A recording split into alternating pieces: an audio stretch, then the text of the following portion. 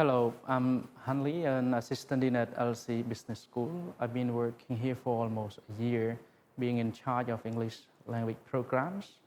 On the top of that, I've been involved in assisting Department of SME Management to develop a number of policies, namely English language teachings and learning policies, teachers evaluation policies, teachers recruitment policy, curriculum and syllabus development, and so on and so forth.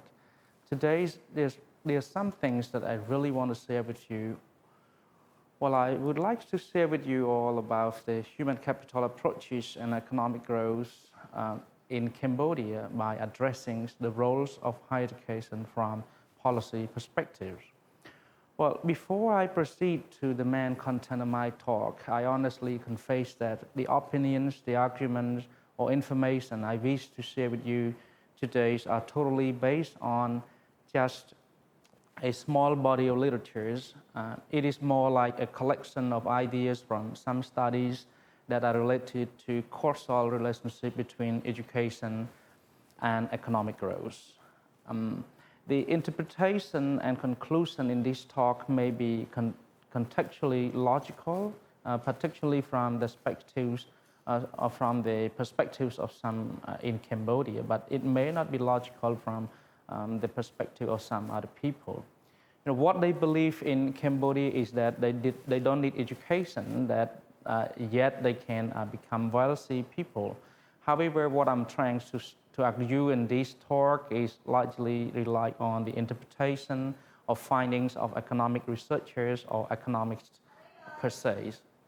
In today's talk, I'm going to briefly begin with the economic development ambitions of the royal government of Cambodia and economic growth that Cambodia has achieved some years before the COVID-19 pandemic in the early 2020.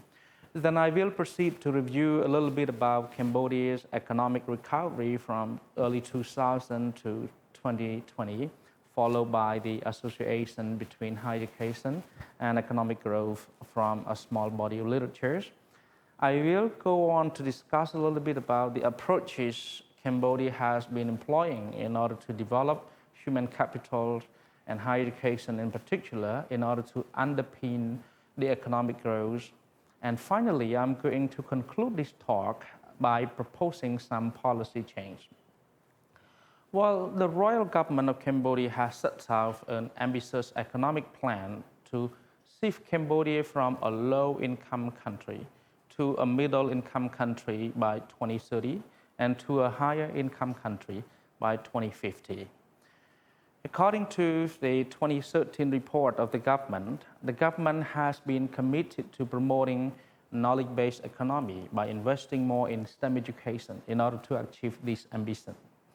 In 2016, the World Bank announced a new status of Cambodia as a lower middle-income country when its gross national income per capita reached $1,070 per year, higher than the World Bank's benchmark of about $1,025.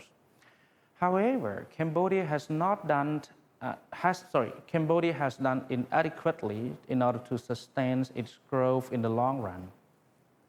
Between 2000 and 2020, Cambodia's economy experienced quite a stable growth, and according to a study of D'Amico in 2010, Cambodia's economy improved at a significant rate of 9.8% between 2004 and 2007.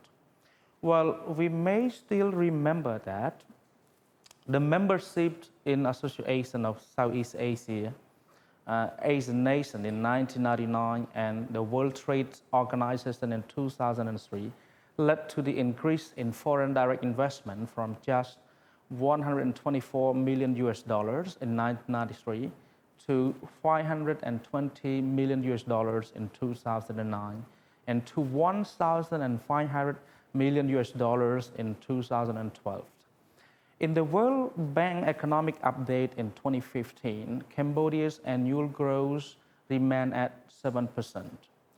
A group of the World Bank researchers reported in the 2016 that Cambodia's real growth slightly decreased to 6.9 in 2016.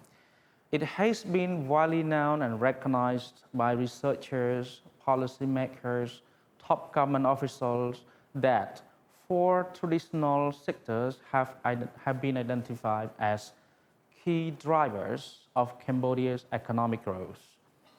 Namely, the tourism sectors attracted 4.78 million tourists in 2015.